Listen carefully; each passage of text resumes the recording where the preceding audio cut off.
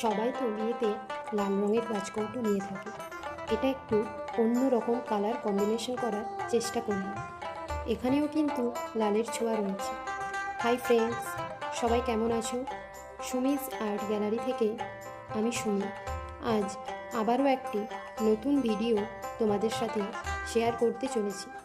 গাছকৌটোটা তোমাদের কেমন লাগলো জানিও, আর কালার কম্বিনেশনটাও কেমন হয়েছে অবশ্যই জানিও।